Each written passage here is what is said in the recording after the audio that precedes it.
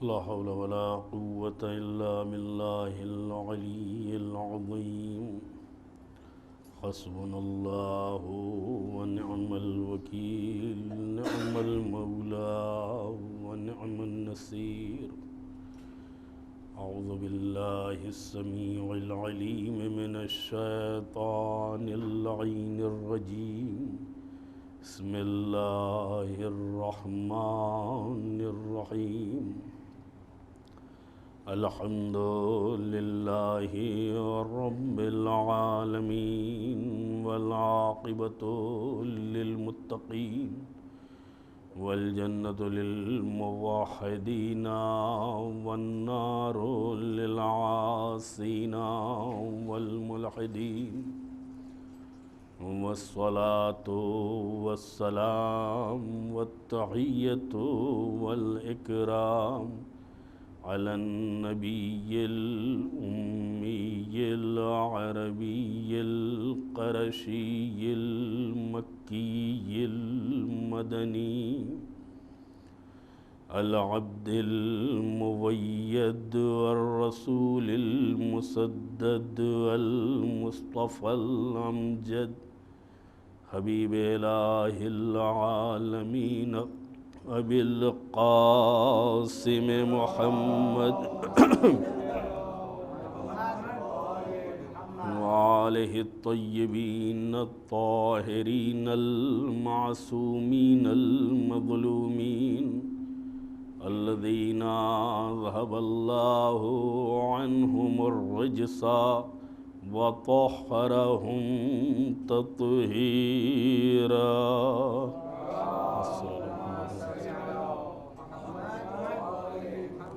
ولعنة الدائمة الباقية على أعدائهم أجمعين من يوم عداوتهم إلى قيام يوم الدين أما بعد فقد قال الله الحكيم في كتابه الكريم بسم الله الرحمن الرحيم من عمل صالحا من ذكر أو أنثى وهو مؤمن فلنحيينه حياة طيبة ولنجزينهم أجرهم بأحسن ما كانوا يعملون صلوات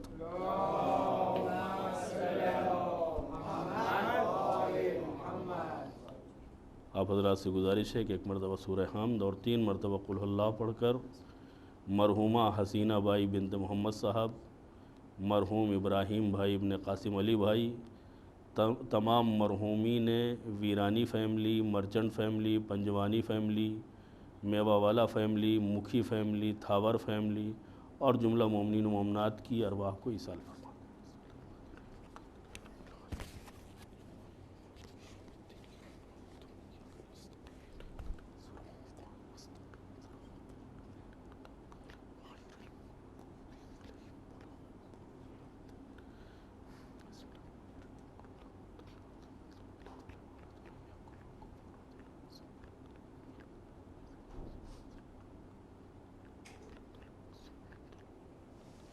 صلوات پڑھیں محمد و آل محمد۔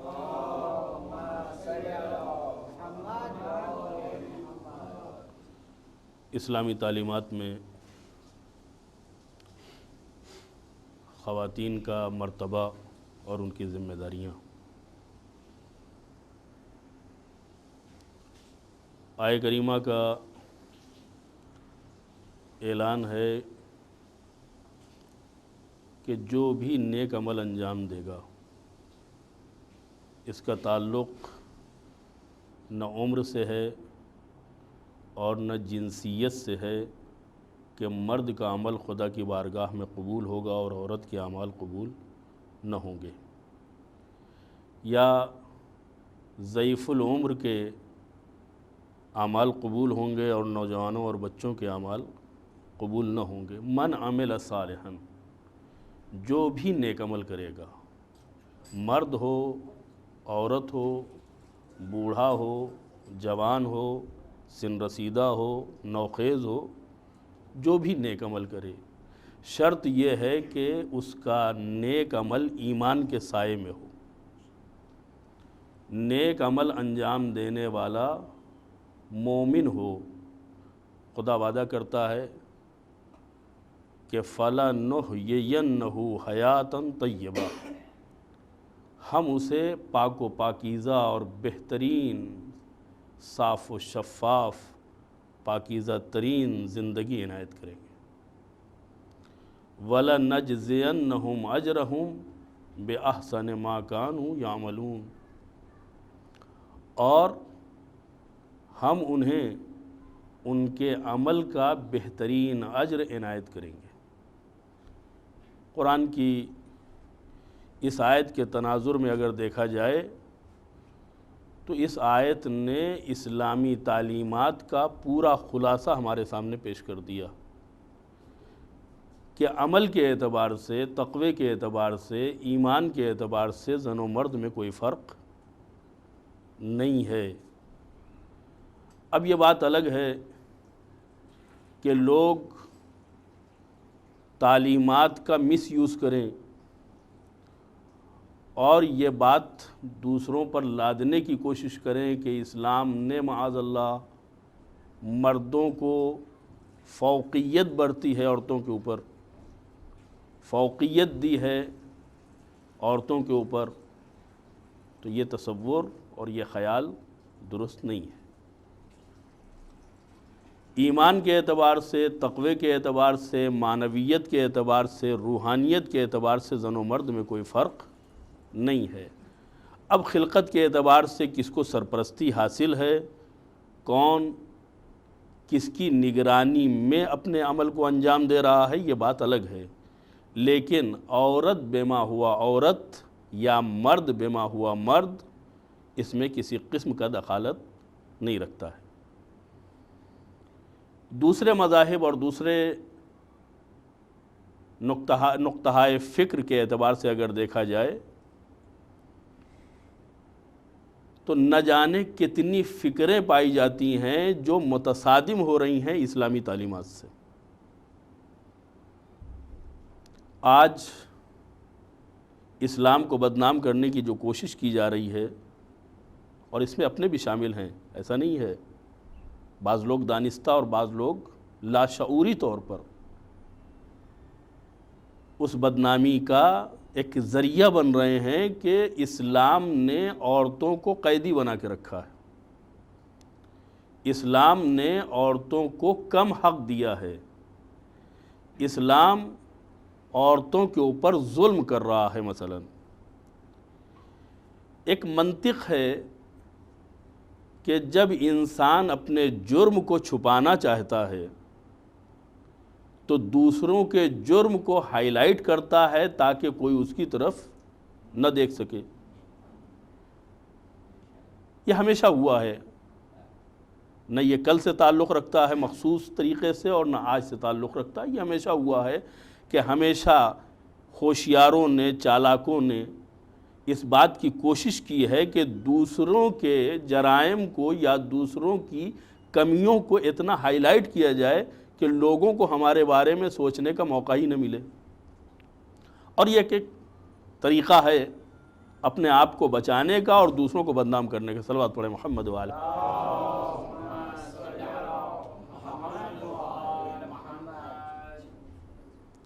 اور اس کی مثال ایسی ہی ہے کہ آج نیوکلیئر پاور کی وہ بات کر رہا ہے کہ جس نے خود مس یوز کیا ہے۔ آپ اس مثال کو مد نظر رکھیں، تخفیف اسلحے کو کم کرنا چاہیے، بنایا ہی کیوں ہے کہ کم کرنے کی ذمہ داری تمہارے اوپر آئے؟ یہ اسلحہ بنایا کیوں گیا ہے؟ یہ اسلحے کی ضرورت کیوں پیش آئی ہے؟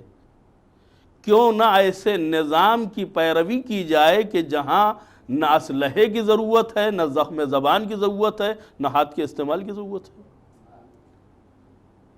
چنانچہ آپ دیکھیں کانفرنسیں ہو رہی ہیں، لوگوں کو سیمینار میں بلایا جا رہا ہے، کاہے کے لیے؟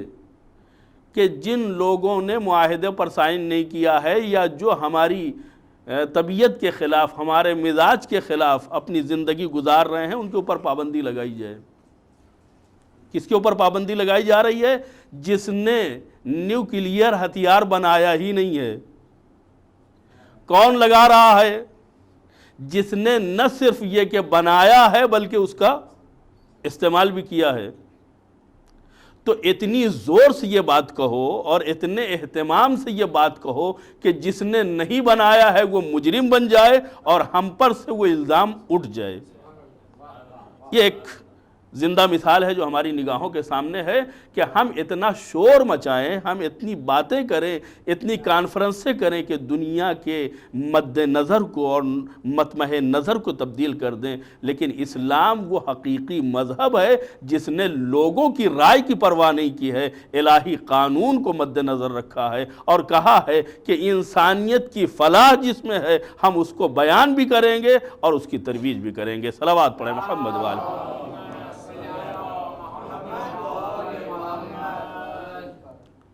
تو عورتوں کے حقوق کی کون بات کر رہا ہے؟ جنہوں نے عورتوں کو انسان سمجھا ہی نہیں۔ میں بے دلیل بات نہیں کر رہا ہوں۔ آج بھی بہت سی ایسی قومیں ہیں اسی دنیا میں جو اسلام سے ہٹ کے ہیں، جن کا اسلام سے کوئی تعلق نہیں ہے، وہ اس بات کے اوپر گفتگو کر رہی ہیں، بحث کر رہی ہیں کہ عورتوں کو انسان سمجھا جائے یا نہ سمجھا جائے، ان کو انسانوں کی فہرست میں شمار کیا جائے یا انسانوں کی فہرست میں شمار نہ کیا جائے۔ آج کے ترقی یافتہ دور میں بھی یہ موضوع قابل بحث ہے کہ عورت انسان ہے یا انسان نہیں ہے۔ اور سارے ممالک کو چھوڑ دیجئے، آج جس کی ترقی کا ڈنکا بج رہا ہے جاپان، آپ اس کی قومی ثقافت کو مد نظر رکھیے اور ان کے وہ امثال اور ضرب المثل کو دیکھیے تو پتہ چلتا ہے کہ وہ عورت کو انسانوں کی فہرست میں قبول کرنے کے لیے تیار نہیں ہے۔ میں ذرا رک کے ایک جملہ عرض کرنا چاہتا ہوں کہ اگر وہ عورت کہ جس کی آغوش میں تم پلے ہو وہ انسان نہیں ہے تو صرف اس کی انسانیت مورد نظر نہیں ہے بلکہ تمہاری انسانیت خطرے میں پڑ گئی۔ اس لیے کہ وہ انسان کب ہو سکتی ہے جس نے تم کو جنم دیا ہے۔ اگر انسان نہیں ہے تو پھر تم کہاں سے انسان ہو سکتے ہو؟ تمہاری انسانیت کا دار و مدار اس کی انسانیت کے اوپر ہے۔ ماں باپ کا تعلق اولاد سے زیادہ ہوتا ہے اور ماں کا تعلق باپ کے اعتبار سے اولاد سے اور زیادہ ہوتا ہے۔ تو جس نے تمہیں جنم دیا، جس نے تمہیں مادری زبان سکھائی، جس نے تمہیں تعلیم دی، جس نے تمہیں ثقافت اور تمدن کا درس دیا، وہی انسان نہیں ہے تو تم سوچنے کی بات ہے۔ ہم صرف انسان ہی نہیں سمجھتے ہیں، ہم قابل تعظیم سمجھتے ہیں، اس لیے کہ کائنات کی سب سے اہم ترین ہستی ہے جس کا اثر پڑتا ہے سماج کی بہبود کے اوپر بھی، اس کی فلاح کے اوپر بھی اور اس کے تمدن اور ثقافت کے اوپر بھی، وہ ہے وہ عورت کہ جس کی آغوش سے ایک نسل پروان چڑھتی ہے۔ اگر تعلیم صحیح ہے تو شہر امن والا ہے، تربیت صحیح ہے تو شہر امن والا ہے، اور اگر تربیت صحیح نہیں ہے تو آپ پولیس کھڑی کر دیں، فوج لگا دیں، مارشاء اللہ لگا دیں، ہتھیاروں کا استعمال کر دیں، کوئی فرق آنے والا نہیں ہے۔ ہمیں نہ امنیت حاصل ہو سکتی ہے نہ اطمینان حاصل ہو سکتا ہے۔ اسلام نے قانون کے شکنجے میں جکڑ کے ہمیں انسانیت کا سبق سکھایا ہے کہ تمہیں ہم نے آزاد چھوڑا تھا لیکن تم نے آزادی کا غلط فائدہ اٹھایا، اب جب تک شریعت کے شکنجے میں جکڑے نہیں جاؤ گے آدمی نہ بنو گے۔ لہذا اسلام کا جو نقطۂ نظر ہے عورت کے سلسلے میں وہ اور ہے، اور دنیا کا جو نقطۂ نظر ہے وہ کچھ اور ہے۔ میں قبل اس کے کہ اس کے بارے میں کچھ وضاحت کروں، لوگوں نے جو اسلام کو بدنام کرنے کی کوشش کی، جو میں نے مثال عرض کی کہ اتنا ڈھنڈورا پیٹو کہ لوگ تمہارے جرم سے انحراف کر کے دوسروں کے جرائم تلاش کرنے لگیں۔ یہی حال ان لوگوں نے کیا ہے جنہوں نے اسلام کے خلاف پروپیگنڈا کیا۔ وہ لوگ کہ جنہوں نے عورت کو کبھی انسان سمجھا ہی نہیں، کبھی وہ شوہر کی ملکیت، کبھی وہ باپ کے ہاتھ میں ایک بے جان گڑیا کہ جس کو جب چاہا دفن کر دیا، جب چاہا چھوڑ دیا، اور جب اولاد کے ہاتھ میں آتی ہے تو میراث کے اعتبار سے آتی ہے، باپ کی چھوڑی ہوئی دولت کا ایک حصہ ہے عورت۔ ان تمام چیزوں کو مد نظر رکھیے، اس کے بعد دیکھیے کہ الزام کیا لگایا گیا کہ اسلام نے عورت کے حقوق کو نظر انداز کیا ہے، حقوق کو پامال کیا ہے، عورت کو صحیح طریقے سے حق نہیں دیا۔ کیا دلیل ہے؟ دلیل یہ دی ہے کہ لڑکوں کے مقابلے میں لڑکی کا حصہ ایک اہرا ہے۔ واویلا، یہ واویلا وہ مچا رہے ہیں جو لڑکی کو زندہ رکھنے کے حق میں نہیں تھے، وہ میراث کی بات کر رہے ہیں۔ جب یہ لڑکی بچے گی تو میراث پائے گی۔ آپ کا کلچر اس لڑکی کو بچنے دینے کے لیے تیار نہیں ہے۔ جب تک لڑکی تھی باپ دفن کر رہا تھا، جب شوہر کے حصے میں آئی تو سماج اور معاشرہ نے چتا کے اوپر بٹھا دیا۔ اس کو اپنی زندگی گزارنے کا حق ہی نہیں تھا، اور جس کو زندگی گزارنے کا آپ نے حق نہیں دیا، آج اس کی میراث کے بارے میں بحث ہو رہی ہے۔ اسلام نے ابتدا سے میراث دی ہے، اور میراث منطق کے اعتبار سے دی ہے۔ تمہارے یہاں جو قانون ہے وہ تمہاری اپنی سمجھ کے اعتبار سے ہے، لیکن اسلام نے جو قانون معین کیا ہے وہ حکمت کے اعتبار سے ہے۔ اسلام نے قانون بلا وجہ نہیں بنائے ہیں، اس لیے کہ جو قانون بنانے والا ہے وہی انسانیت کا پیدا کرنے والا ہے۔ وہ جانتا ہے ان کی ضرورت کیا ہے، ان کی نیاز کیا ہے، اور ان کو کتنا ملنا چاہیے۔ اب یہ بات الگ ہے کہ ہمارا سماج اتنا نالائق ہو جائے کہ وہ الہی قوانین کے اوپر عمل نہ کر کے اس کے قانون کو بے فائدہ بنا دے۔ یہ سماج کی غلطی ہے، اسلام کی غلطی نہیں ہے۔ صلوات پڑھیں محمد والہ۔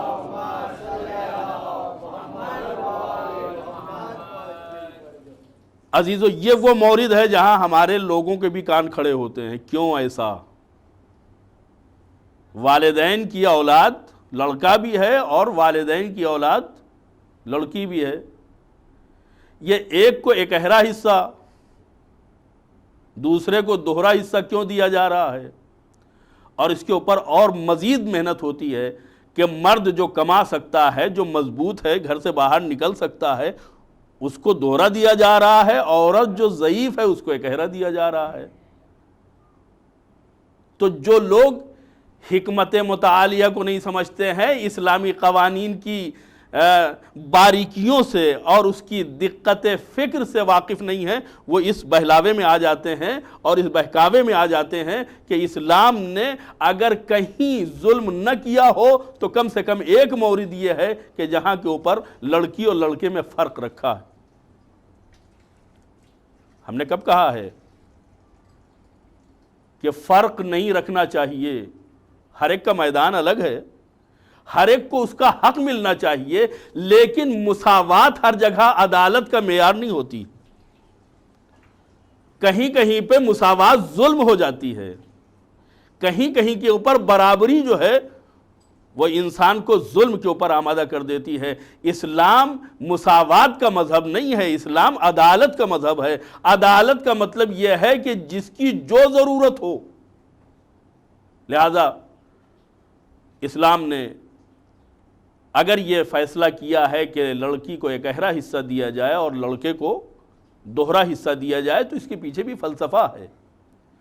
اب یہ بات الگ ہے کہ ہم نے اسلام پڑھا ہی نہیں، اور اگر تھوڑا بہت اسلام ہمارے کان میں پہنچا ہے تو ٹی وی کے ذریعے سے، ریڈیو کے ذریعے سے، اخبارات کے ذریعے سے، اور ان سب کے کرتا دھرتا وہ ہیں جو اسلام کے موافق نہیں ہیں، اسلام کے مخالف ہیں۔ یعنی اگر وہ اسلام کی تعریف بھی کرتے ہیں تو کہیں نہ کہیں وہ ایسا ڈنک مارتے ہیں کہ جس سے رگ اسلامی میں سوراخ ہو جائے۔ وہ تعریف بھی کرتے ہیں تو مذمت اڑانے کے لیے۔ لہٰذا ہمیں چاہیے کہ اگر ہم واقعاً مسلمان ہیں تو صرف اس لیے سوال نہ کریں کہ کسی ہمارے غیر مسلم دوست نے سوال کیا ہے لہٰذا ہم کو معلوم ہونا چاہیے، نہیں، اگر مذہب ہمارا ہے تو ہم کو پتہ ہونا چاہیے کہ اس حکم کی علت کیا ہے، اس کی وجہ کیا ہے، ائمہ طاہرین نے اس کے بارے میں کیا فرمایا ہے اور پیغمبر نے اس کے بارے میں کیا ارشاد فرمایا۔ صلوات پڑھیں محمد و آل محمد۔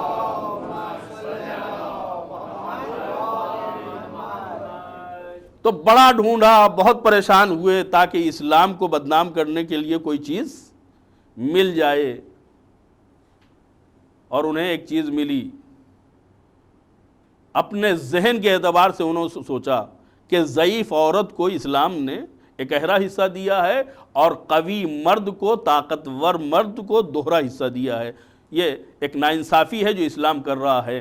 خود عورت کو دفن کر رہے تھے، زندہ درگور کر رہے تھے، اس کے بارے میں کوئی سوال نہیں ہے، اس لیے کہ اگر اس کے بارے میں سوال کیا جائے گا تو پھر گفتگو دوسرے راستے کے اوپر چلے گی۔ یہاں پہ سوال ہو رہا ہے کہ اسلام نے غلط کیا ہے۔ اسلام نے اگر کیا ہے تو اس کی دلیل کیا ہے؟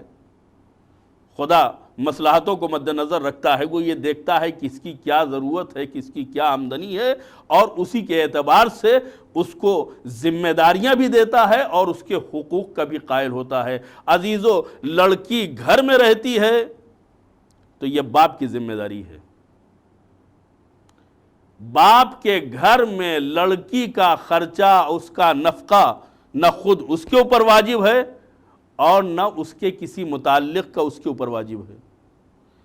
جب یہ رخصت ہو کر کے شوہر کے گھر آتی ہے تو اب اس کا نفقہ کس کے اوپر واجب ہے؟ شوہر کے اوپر۔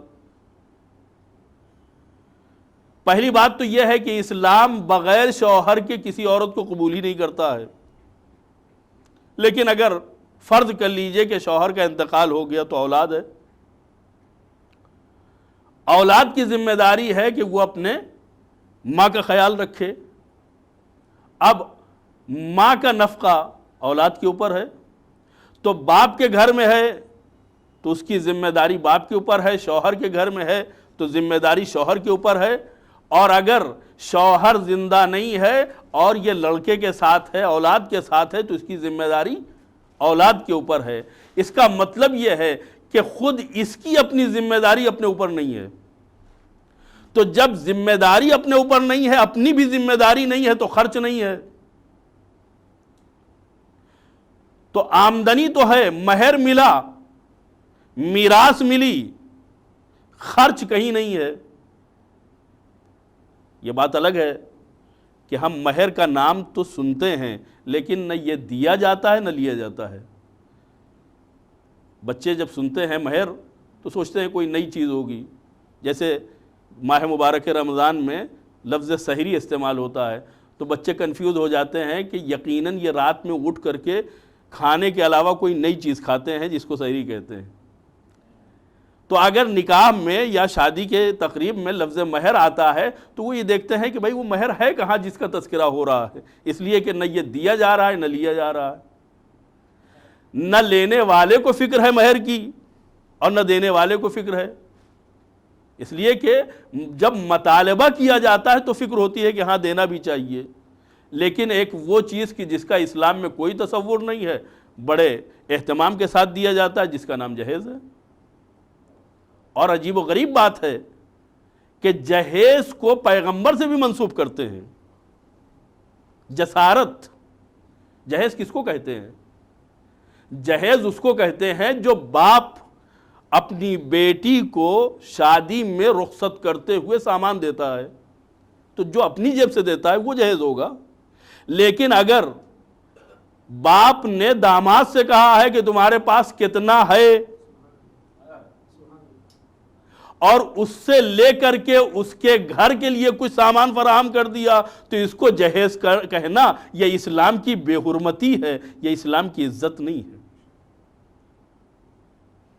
البتہ ایک نیا گھر بسانے کے لیے سامان کی ضرورت ہے، مومنین مدد کر سکتے ہیں، خاندان والے مدد کر سکتے ہیں، لیکن جس انداز میں ہم نے جہیز کو سماجی اعتبار سے قبول کیا ہے یہ سوائے لعنت کے اور کچھ نہیں۔ آج اسی لعنت کی بنیاد کے اوپر نہ جانے کتنی خواتین ہیں، کتنی لڑکیاں ہیں جو خواتین کی صورت میں گھروں میں بیٹھی ہوئی ہیں اور ان کی شادی کا کوئی انتظام نہیں ہوا، اس لیے کہ ان کے والدین کے پاس دینے کے لیے کچھ نہیں تھا۔ سوال یہ ہے کہ یہ پیسہ کس کے پاس رکا ہے؟ آج جن کے پاس دینے کے لیے پیسہ ہے، جو جہیز دے رہے ہیں، کیا گارنٹی ہے کہ کل ان کی نسل کے پاس رہے گا جو یہ دیں گے؟ لہٰذا ایسی بات ہی نہ کرو کہ جس کی بنیاد کے اوپر آنے والی نسلیں تباہ ہو جائیں، پھنس جائیں، اس لیے کہ جہیز ہمیشہ آگے بڑھے گا، پیچھے نہیں ہٹے گا۔ جس ریٹ کا جہیز آج دیا جا رہا ہے کل نہیں دیا جاتا تھا اور کل نہیں دیا جائے گا۔ کل ایک سائیکل دے دی جاتی تھی گاؤں میں تو لوگوں کی آنکھیں کھل جاتی تھی کہ نئی سائیکل دی گئی ہے، آج آپ کار بھی دے دیجئے تو کوئی فرق پڑنے والا نہیں ہے، اس لیے کہ لوگوں کے حوصلے بڑھ چکے ہیں، ان کی نگاہیں پھیل چکی ہیں اور اب ان کی نگاہوں میں کسی چیز کی کوئی قدر و قیمت نہیں ہے۔ قیمتیں بھی بڑھتی جا رہی ہیں، توجہات بھی بڑھتی جا رہی ہیں، ضرورتیں بھی بڑھتی جا رہی ہیں، کتنا دیجیے گا؟ اور لوگ دیتے بھی ہیں اس لیے کہ تاکہ ان کی لڑکی آرام اور سکون میں رہے۔ ایک بات یاد رکھیے کہ جہیز سے آرام اور سکون حاصل ہونے والا نہیں ہے، اس لیے کہ جو خاندان جہیز کی بنیاد پہ لڑکی کو آرام دے رہا ہے، اس کا مطلب یہ ہے کہ اس کی نگاہ میں لڑکی کی اہمیت نہیں ہے، اس لکڑی کی اہمیت ہے جس سے صوفہ بنایا گیا۔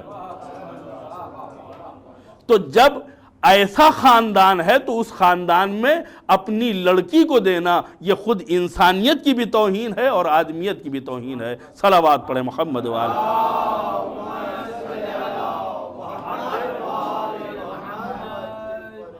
لہذا اسلام جو ہمیں تعلیم دے رہا ہے کہ اگر یہ لڑکی باپ کے گھر میں ہے تو اس کی ذمہ داری باپ کی ہے، شوہر کے گھر میں ہے تو شوہر کی ذمہ داری ہے، اور اگر شوہر انتقال کر گیا، ایک عجیب و غریب رسم، غیر اسلامی رسم ہمارے ہاں پائی جاتی ہے کہ اب زندگی بھر شوہر کا نام لے کے بیٹھی رہیں گی۔ میں اسلامی نقطہ نظر بتا رہا ہوں، رسم و رواج کی بات نہیں کر رہا ہوں۔ ظاہر سی بات ہے کہ رسم و رواج تو ایسے ہیں جن کے بارے میں کسی قسم کی گفتگو کی ہی نہیں جا سکتی، نہ کسی قسم کی اس میں مصلحت ڈھونڈی جا سکتی ہے، اس لیے کہ یہی خاتون جب ان کی پہلی شادی ہوئی ہے تو بڑے دھوم دھام کے ساتھ اور بہت ہی تمطراق کے ساتھ شادی ہوئی، لیکن اب یہی شادی جب دوسری مرتبہ ہونا چاہتی ہے تو معلوم یہ ہوا کہ اس کو بے عزتی، بے حرمتی، شوہر کے ساتھ بے وفائی یہ تصور کیا جا رہا ہے۔ یعنی اکیلے رہ لیں گے، طبیعت سے لڑ لیں گے، نیچر کی مخالفت کر لیں گے، لیکن دوسرا شوہر۔ اسلام کا نقطہ نظر کیا ہے؟ اسلام عورت کو بغیر شوہر کے اور شوہر کو بغیر زوجہ کے برداشت نہیں کرتا۔ یہ کوئی نئی چیز نہیں ہے، آپ کتابیں کھولیے دیکھیے، اس میں جدائی کے دو طریقے ہمارے سامنے آتے ہیں، زن و شوہر کے جدائی کے دو طریقے آتے ہیں، ایک طلاق ہے، ایک وفات ہے۔ اگر شوہر سے جدائی ہو گئی کسی بنیاد کے اوپر، مزاج نہیں ملا یا کسی بھی اعتبار سے اختلاف ہوا، بالاخرہ طلاق ہو گیا، تو اب اسے تقریباً 3 مہینے تک شوہر کرنے کی اجازت نہیں ہے، شادی کرنے کی اجازت نہیں ہے۔ اور اگر خدا نخواستہ کسی کا شوہر اس دنیا سے چلا گیا تو مدت بڑھ جاتی ہے، 4 مہینے 10 دن۔ 4 مہینے 10 دن کے اوپر پابندی ہے، اتنے دن شادی نہیں کر سکتی، یعنی اس کے بعد اسلام میں، میں ایک جگہ گیا تھا، وہاں پتہ چلا کہ ایک بیوہ خانہ ہے۔ میں نے کہا یہ بیوہ خانہ ہے ہی کیوں؟ بھئی بیوہ مجبوری کا نام ہے نا، اس بیوہ کو بیوہ رہنے کیوں دیا؟ اس کی شادی کیوں نہیں کر دی؟ اس لیے کہ جو ضرورت ہے، جو پہلی منزل میں ضرورت ہے وہ بعد میں بھی ضرورت ہے۔ اسے انکار نہیں کیا جا سکتا ہے۔ تو جس طریقے سے اسلام میں یتیم خانے کا کوئی تصور نہیں ہے، لوگ بڑے فخر کے ساتھ یتیم خانہ کھولتے ہیں، اسلام میں یتیم خانے کا تصور نہیں ہے، بیوہ خانے کا تصور نہیں ہے۔ اسلام جو ہے وہ کہتا ہے کہ وہ عورت کی جو بیوہ ہو گئی ہے اس کی شادی کر دو، وَانْكِحُوا الْأَيَامَ مِنْكُمْ وَالصَّالِحِينَ، بیوہ ہو، طلاق یافتہ ہو، کوئی بھی ہو، مرد ہے تو اس کی شادی کر دو، عورت ہے تو اس کی شادی کر دو، اس لیے کہ اگر حلال کو آسان نہ کیا گیا تو حرام آسان ہو جائے گا، اور اس کی ذمہ داری سماج کے اوپر ہے کہ جو ناک بھو چڑھاتے ہیں اپنے بنائے ہوئے اصولوں کی بنیاد کے اوپر، ارے ان کا تیسرا نکاح ہے، تیسرا کیا پانچواں بھی ہو تو کیا مشکل ہے؟ نکاح غلط نہیں ہے، زنا غلط ہے، شادی غلط نہیں ہے، حرام کاری غلط ہے۔ لہٰذا اسلام نے نہ یتیم خانے کا تصور پیش کیا ہے، اس لیے کہ جو یتیم خانے میں پلے گا اس کے ذہن سے یتیمی کا تصور آپ نہیں مٹا سکتے ہیں۔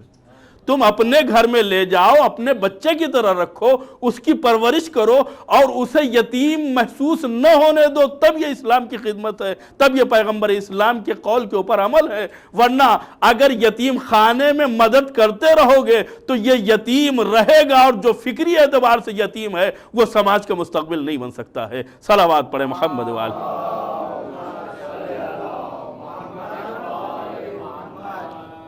تو جس طریقے سے یتیم خانے کا تصور نہیں ہے، اسی طریقے سے بیوہ خانے کا، تعدد ازدواج، مختلف شادیاں کرنا، ایک سے زیادہ بیوی رکھنا، اگر انسان کے وسعت میں ہے، استطاعت میں ہے، وہ خرچ اٹھا سکتا ہے تو کیوں نہیں کرتا ہے؟ کیوں نہیں کر سکتا ہے؟ یہ خود عورتوں کے مسائل کا حل ہے، اس لیے کہ عورتوں کی جو تعداد پائی جاتی ہے سماج میں، اس کے اعتبار سے اس کے علاوہ کوئی حل ہی نہیں ہے۔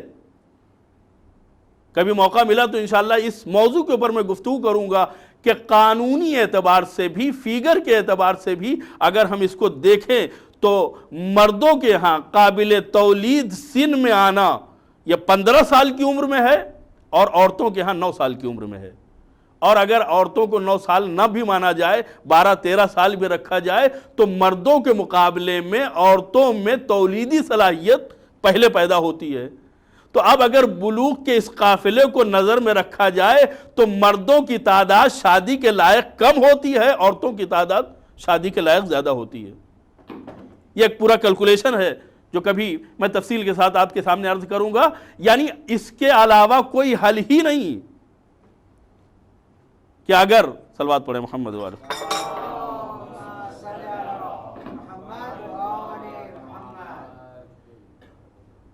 کہ لوگ جو صاحب وسعت ہیں، صاحب استطاعت ہیں،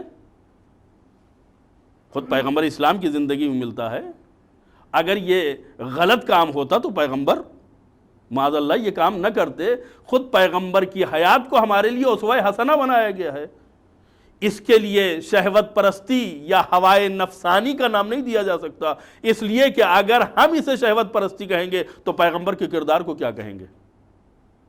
پیغمبر کے ہاں 1-2 نہیں، ایک پوری تعداد ملتی ہے، حجرے بنے ہوئے ہیں، لیکن پیغمبر عدالت کے ساتھ کام کر رہے ہیں، پیغمبر انصاف کے ساتھ زندگی گزار رہے ہیں۔ تو پتہ یہ چلا کہ اگر عورت اپنے باپ کے گھر میں ہے تو اس کی ذمہ داری باپ کے اوپر، اور اگر شوہر کے گھر میں ہے تو اس کی ذمہ داری شوہر کے اوپر، اس لیے کہ اسلامی نقطہ نظر یہ ہے کہ 4 مہینے 10 دن کے بعد اسے اجازت ہے شادی کرنے کی، نکاح کرنے کی، اور اسلام یہ چاہتا ہے کہ نکاح کرو۔ مرد اگر اس کی بیوی کا انتقال ہو گیا ہے تو وہ نکاح کرے، عورت اس کے شوہر کا انتقال ہو گیا ہے تو وہ نکاح کرے۔ لہذا اب نہ شوہر کے بغیر کوئی زوجہ ہے اسلامی فرض کے اعتبار سے، اور نہ زوجہ کے بغیر کوئی مرد ہے۔ اور آپ مجھ سے بہتر جانتے ہیں کہ اسلام نے جو فلسفہ پیش کیا ہے وہ شہوت کا فلسفہ نہیں ہے، بلکہ تسکین کا فلسفہ ہے۔ بات آ گئی ہے ذہن میں تو عرض کر دوں کہ تسکین کا فلسفہ ہے۔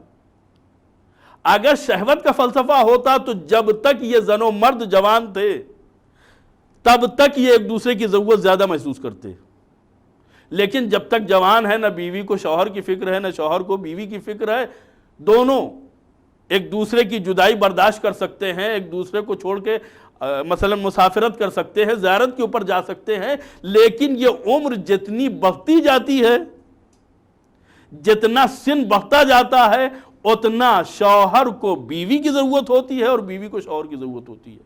یعنی اس رشتے کو آپ شہوت کے اعتبار سے نہ دیکھیں بلکہ ضرورت کے اعتبار سے دیکھیں کہ ہر ایک کو ایک مونس و یاور کی ضرورت ہوتی ہے۔ جب لڑکوں کو بات کرنے کا وقت نہیں ہے، جب لڑکیوں کو ٹائم دینے کا وقت نہیں ہے، تب یہی زوجہ، یہی شوہر ایک دوسرے کے مونس و یاور بنتے ہیں اور ایک دوسرے کے مسائل کو حل کرتے ہیں۔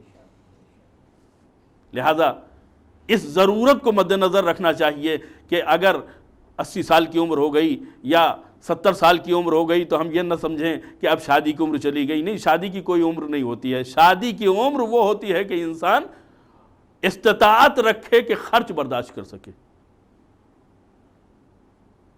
تو اسلام نے شادی کے اوپر زور دیا ہے، کوئی بغیر شادی کے نہ رہے، حتیٰ ان لوگوں کو بدترین موت یا موتا قرار دیا ہے جو کنوارے اس دنیا سے چلے جاتے ہیں، جنہوں نے شادی نہیں کی۔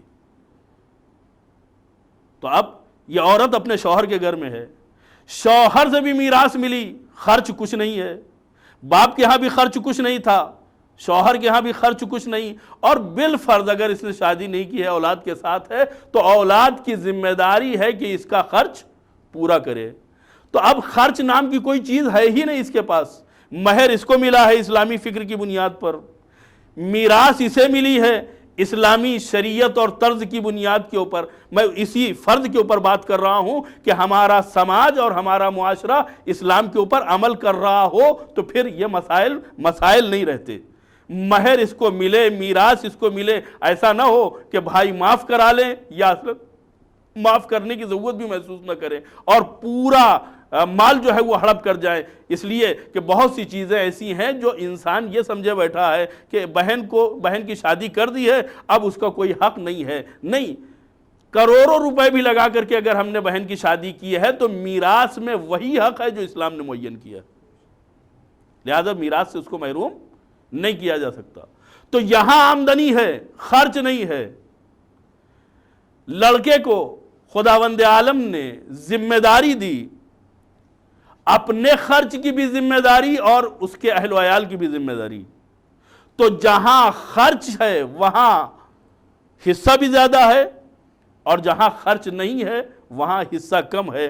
خداوند عالم نے عدالت کا قانون ہمارے سامنے پیش کیا کہ جس کے اوپر کوئی ذمہ داری نہیں ہے اسے اکہرا حصہ دیا ہے، اور جس کے اوپر ذمہ داری ہے خود اپنی بھی اور دوسرے کی بھی اس کو دوہرا حصہ دیا ہے۔ لہٰذا یہ نہ دیکھا جائے کہ کس کو کم ملا ہے کس کو زیادہ ملا ہے، بلکہ یہ دیکھنا چاہیے کس کی ذمہ داری زیادہ ہے اور کس کی ذمہ داری کم ہے۔ صلوات پڑھیں محمد والے۔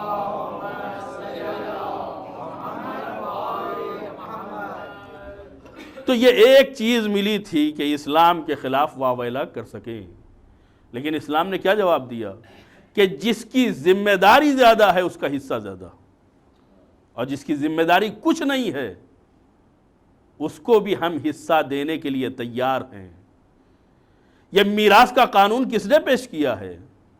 اسلام نے پیش کیا ہے، اور یہ میراث کا قانون ہمیشہ سے رہا ہے۔ الہی قوانین میں، آسمانی دین میں یہ میراث کا قانون ہمیشہ سے رہا ہے۔ یہ بات الگ ہے کہ سب نے اپنے اپنے زمانے میں اس قانون کو مانا ہے، لیکن اگر اس قانون کی مخالفت ہوئی ہے تو پیغمبر اسلام کے زمانے میں، جہاں اپنی میراث لینے کے لیے ایک خاتون کھڑی ہے مسجد نبوی میں، جو خاتون اپنے آگے کے دسترخوان کی روٹی مسکین، یتیم اور اسیر کے حوالے کرے، وہ اپنی میراث کا مطالبہ کر رہی ہے۔ خدا کی قسم یہ فاطمہ کی ضرورت کم تھی، یہ مستحقین مدینہ کی ضرورت زیادہ تھی۔ اگر فاطمہ کو میراث ملتی تو وہ کس کے حصے میں جاتی؟ کس کا بھلا ہوتا؟ کس کا فائدہ ہوتا؟ لیکن پیغمبر نے جس میراث کو مسلمانوں کو تعلیم دیا تھا اسی میراث کے سلسلے میں پیغمبر کے ساتھ غداری کی گئی، اور وہ سچی بیٹی جس نے اپنے باپ کے ساتھ مباہلے میں جا کر کے قرآن کی صداقت کا تمغہ حاصل کیا تھا، وہ بھرے دربار میں جواب دے رہی ہے، بتاؤ تمہارے پاس ثبوت کیا ہے، تمہارے گواہ کون ہیں، تمہاری بات کا شاہد کون ہے؟ اور سیدہ پوچھ رہی ہیں کہ تم اپنے باپ کی میراث پاؤ اور میں اپنے باپ کی میراث نہ پاؤں؟ کیا رویہ اپنایا گیا؟ آپ خود محسوس کریں کہ ایک زمانہ وہ تھا کہ پیغمبر فرما رہے ہیں کہ لاؤ قلم دعوات، میں تمہیں ایسا نوشتہ لکھ دوں جو تم میرے بعد گمراہ نہ ہو سکو۔ کہا ہمارے پاس کتاب خدا ہے، وہی کافی ہے۔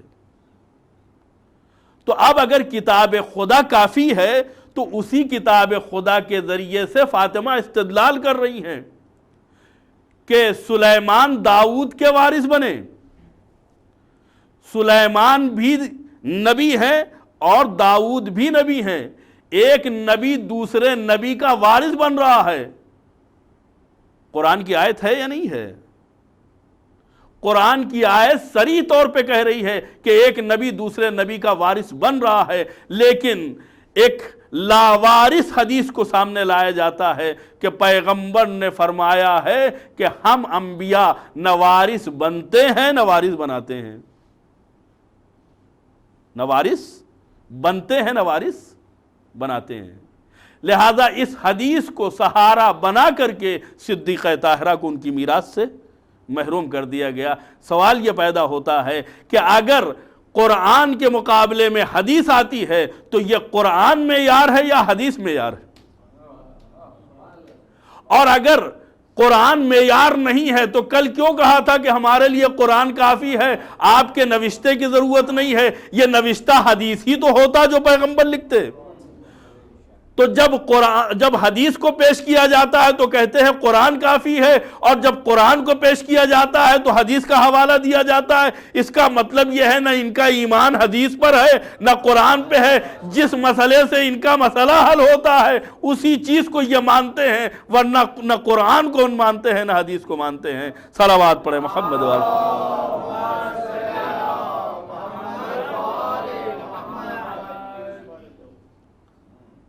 میراث کے مطالبے سے پہلے پیغمبر کی بیٹی نے ہبہ کا دعویٰ کیا ہے، میراث تو بعد میں کہی ہے۔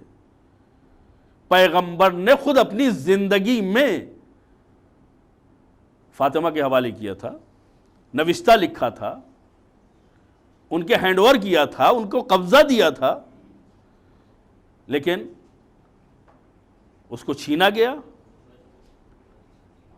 اور جب چھین لیا گیا تو پیغمبر کی بیٹی فرماتی ہیں کہ اچھا اگر کچھ نہیں دیتے ہو تو ہمارے باپ کی میراث دے دو۔ میراث کے لیے ایک حدیث پیش کر دی گئی کہ ہم انبیاء نہ وارث بنتے ہیں نہ وارث بناتے ہیں، اور جو کچھ چھوڑتے ہیں وہ صدقہ ہے، اس لیے کہ یہ اہل بیت طاہرین ہے، صدقہ تو ان کے اوپر حرام ہے۔ بڑے سسٹم کے اعتبار سے یہ حدیث بنائی گئی تھی تاکہ فاطمہ کو لاجواب کر سکیں، لیکن عزیزو، فاطمہ اپنے حق کے لیے نہیں بلکہ دنیا کی ہر بیٹی کے حق کے لیے مسجد نبوی میں کھڑی احتجاج کر رہی ہے کہ اگر میں خاموش رہ گئی تو کل کسی بیٹی میں ہمت نہ ہوگی اپنے حق کو مانگنے کے لیے۔ ہر آدمی کی ذمہ داری ہے کہ اپنے حق کا مطالبہ کرے، لے کے بخش دے یہ الگ معاملہ ہے، لیکن حق کو نظر انداز کرے یہ صحیح نہیں۔ جو خدا نے اسے دیا ہے، جس چیز کا مستحق قرار دیا ہے، اس کو وہ انجام دے۔ لہذا فاطمہ جن کی تعظیم پیغمبر کرتے تھے، بخاری کی حدیث ہے کہ 1-2 مرتبہ نہیں، 1-2 سال نہیں، جب جاتے تھے اور ان کا استقبال 2 قدم آگے بڑھ کے کرتے تھے، ہاتھوں کو پکڑتے تھے اور انہیں مرحبا کہتے تھے، چومتے تھے اور اپنی جگہ پہ لا کے بٹھاتے تھے۔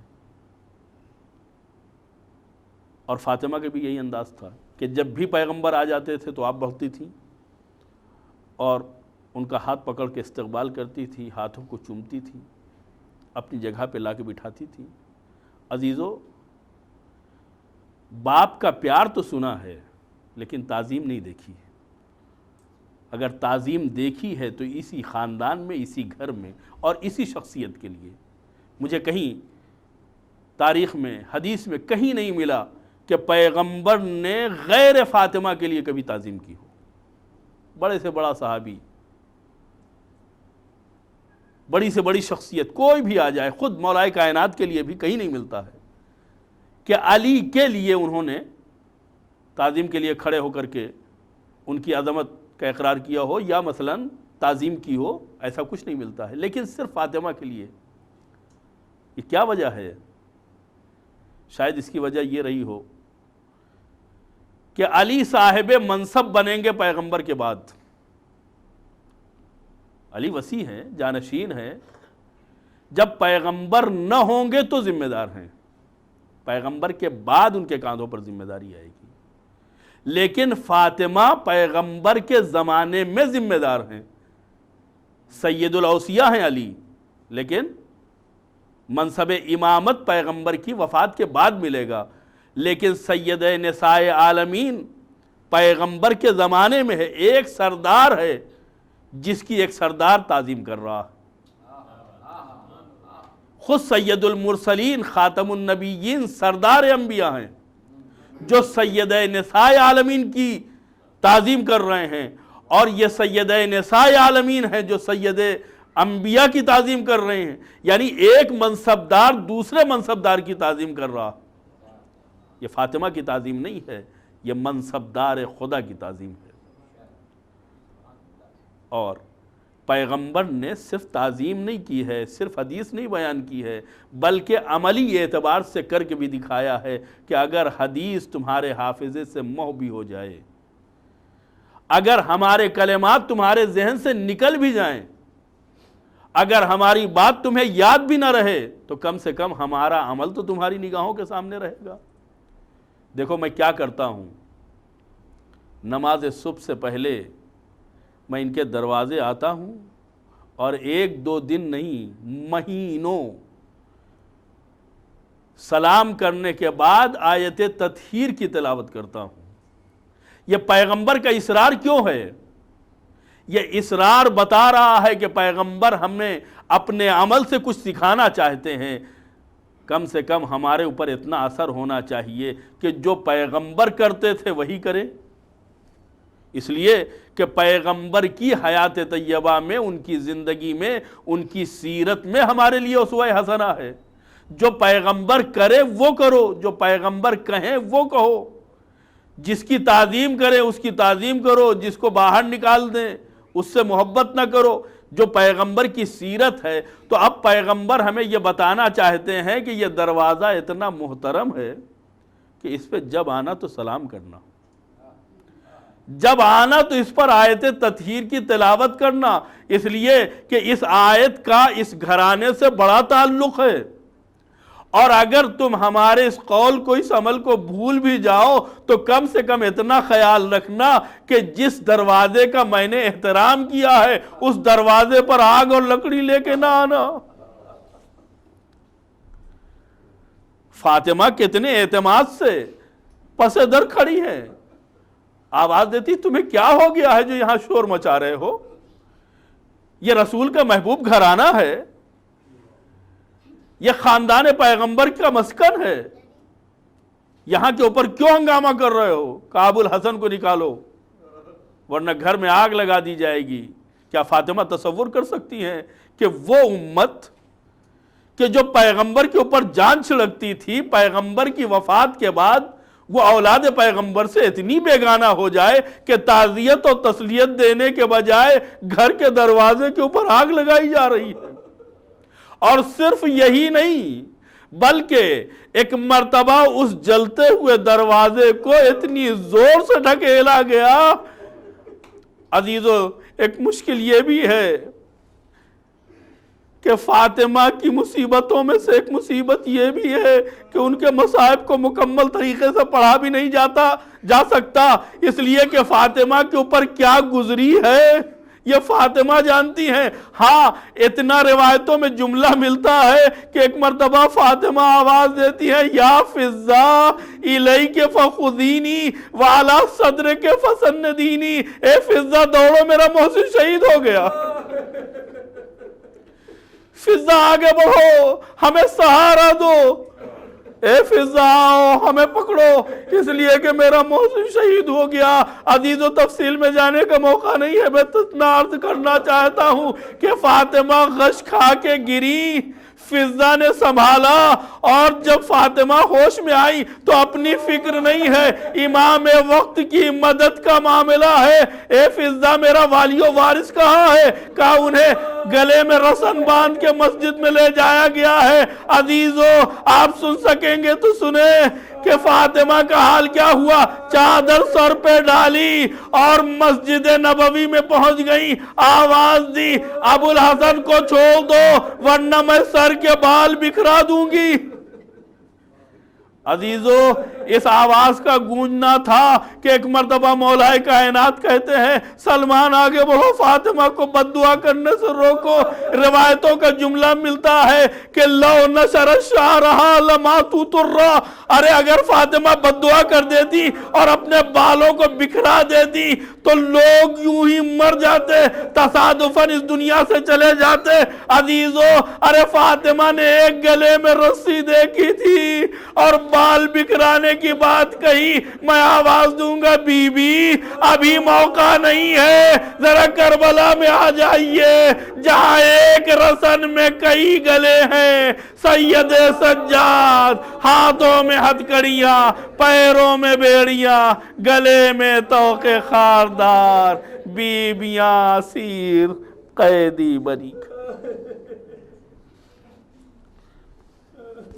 سیعلم الذین ظلموا ای منقلب ینقلبون، انا للہ و انا الیہ راجعون۔ الہی بحق الزہرا و ابیہا و بعلہا و بنیہا و بحق الائمة التسعة الطاہرین من ذریۃ الحسین علیہ السلام فاستجب دعانا واقضی حاجاتنا برحمتک یا ارحم الراحمین۔ پروردگارہ، ہمارے اس مختصر سے عمل کو قبول فرما، ہمارے ان حقیر آنسوؤں کو رومال حضرت زہرا میں جگہ عنایت فرما، انہیں ہماری نجات اور شفاعت کا ذریعہ قرار دے، ہماری توفیقات میں اضافہ فرما، بیماروں کو بحق بیمار کربلا شفاء کامل و عاجل عنایت فرما، مرحومین کی مغفرت فرما، ہمیں اس وقت تک موت نہ دینا جب تک کہ تیری ذات اور تیرا ولی برحق ہم سے راضی نہ ہو جائے۔ دنیا میں ہمیں زیارت محمد و آل محمد اور آخرت میں ان کی شفاعت نصیب فرما، پرچم اسلام کو سربلند فرما، پرچم کفر و نفاق و الہات کو سرنگوں فرما، علماء اعلام اور مراجع کرام کی حفاظت فرما، روضہ مقدسہ کی حفاظت فرما، اہل بیت کے چاہنے والے گوشہ و کنار دنیا میں جہاں کہیں بھی ہوں ان کی جان و مال، عزت و ناموس کی حفاظت فرما، انقلاب اسلامی کا تحفظ فرما، ولی برحق وارث زہرا امام زمانہ کے ظہور میں تعجیل فرما، اور ہم سب کو ان کے اعوان و انصار میں شمار ہونے کی توفیق عنایت فرما۔ وصلی اللہ علی محمد وآلہ الطیبین الطاہرین المعصومین۔ آپ حضرات ایک سورہ فاتحہ جملہ مومنین